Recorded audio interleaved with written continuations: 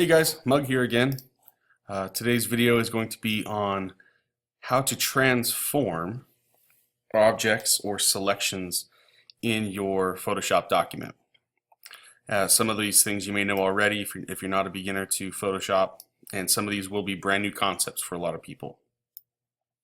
So what we're going to do today is we're going to manipulate this butterfly here, the blue one, and I'm going to bring that layer up to the top so that we don't have anything covered up here, and I'm just going to put it right on top.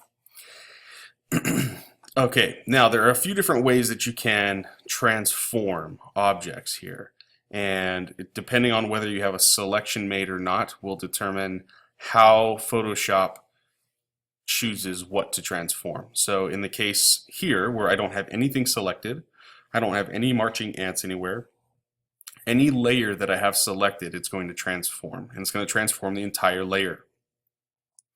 Fortunately, on this particular document, we have layers, multiple layers, and we have a butterfly that's masked out. Now, there is no actual layer mask on here, but if you look back at the previous video, you'll see how to create that mask.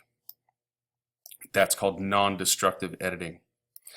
So anyway, moving forward, when you have a layer selected and you have one of these top tools selected, matter of fact, if you have your move tool, which is the shortcut V on the keyboard, at the top of your screen you'll see that you have this area here and there's a box next to where it says show transform controls. Which can be very helpful. If you keep that box checked, you'll always see this frame, and that frame will let you transform the object that you have on your layer. Again, it's not going to be for when you have a selection made, but it will be for when you have an entire layer selected. And when I have that box checked, it gives me this frame, and I can do pretty much anything I want to this image. And I'm going to show you kind of the list of things that you can do to these objects when you're able to transform them. I'm going to go up here to where it says edit at the top of my screen. And if you scroll down to where it says transform, okay, now transform and free transform are a little different, but they do give you the same results if you choose. So free transform is very similar to what we see here in terms of we can do whatever we want when we have our transform controls showing. But when you go to transform, it gives you very specific things that you can do. So it's almost like free transform is inclusive of all of these things that you see here. So you can change the scale, you can rotate, you can skew, distort, perspective, warp, rotate at these very specific angles. You can also flip horizontal and flip vertical. And these two to me are probably the most helpful when you go into the edit menu here and you go to transform. But just to see here, we're going to go through each one. But so scale keeps it in proportion. As long as you hold shift, it will stay in proportion the way it's supposed to. And that's going to be for a PC or a Mac. And you want to make sure that when you are transforming the scale of something, that's the size, that you're always holding shift until after you let go of the mouse.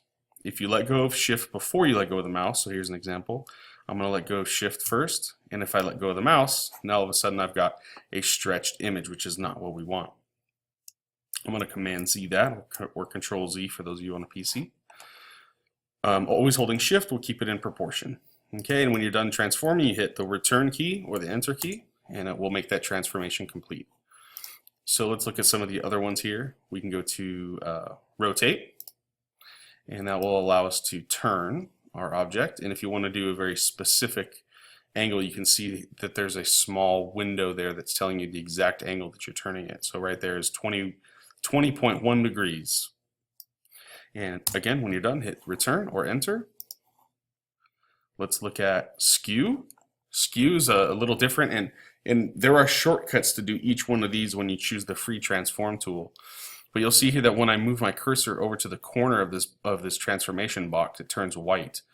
What that means is it's going to affect just that one corner. So I can move that along the horizontal path or along the vertical path, or actually at a 45-degree angle, and it lets me kind of skew it this way. I don't prefer doing it this way as much as I do going to free transform and then using the shortcuts on the keyboard, which I'll show you in a second. We can hit return there. Again, go back to edit, transform, we're going to go to distort. Distort allows you to do a little different types of transforming, which is kind of encompassing, and it gives you a little more freedom here. So you'll see instead of being able to move my corner just on the horizontal and vertical axis, I can move it kind of wherever I want. And it gives you a little bit more of that 3D effect that some people may be looking for to make it look like it's in perspective. And perspective is another choice here. But we're going to look at, we'll go to perspective. And perspective is kind of fun. And it'll bring in both sides. And we haven't gone over this on this course yet, talking about linear perspective to create the illusion of depth. But we will in this, and you'll see how this applies here when we start talking about that particular element of art.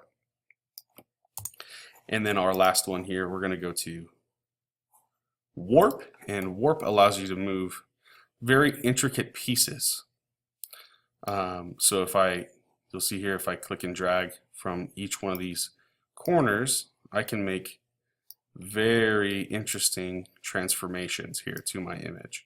We can bend it, we can wrap it, we can make it look like it's moving on several different planes, actually. Now, for this particular item, transform, and you can grab at the corners, you can also grab these things. These are called handles. And the handles will now change the intensity of the curves that you've created. The farther you drag these handles, the more intense that curve gets. The shorter they are, the less intense. Now, poor butterfly, we are messing with the shape of the butterfly, which in this case may not necessarily be what we want.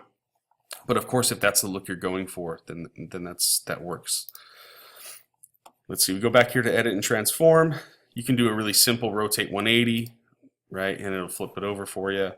You can also do 90-degree increments. You can also do that just, again, like I said, when you have this box checked off where it says show transform controls, if you go here and your cursor turns to this curved double-headed arrow, you can turn it, and if you hold shift, it will do it in 45-degree increments for you. Matter of fact, Photoshop's real nice. They're doing it in 15-degree increments for us.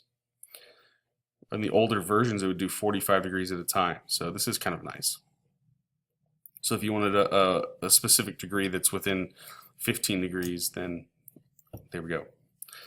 And the one that I think is most useful, because this will be useful for a lot of things later on, especially when we're creating characters and when we are changing scenes, being able to flip horizontally. So you take an object and you flip it as if you're opening a book, right, in that direction. So if the spine is vertical, then you kind of flip a page over from right to left or left to right, and that's the direction that it turns or sorry, I shouldn't say turns, but it actually reflects. It's like a mirror image, okay? And then you can also do that vertically. So if we go here to transform and flip vertical, it flips up, kind of like how you may flip a calendar up instead of to the side. So let's see. And then, of course, we have the ability to free transform, which gives us all of those powers kind of all in one tool. You just have to know the keyboard shortcuts to do some of those. So if you hold down Command on your keyboard or Control for the PC users, you get that white arrow, and you can do that perspective and distorting that I showed you earlier.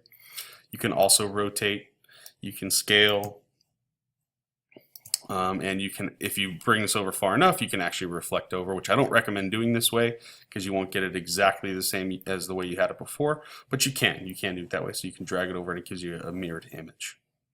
So that is our lesson today on transforming, and we'll see you on the next video.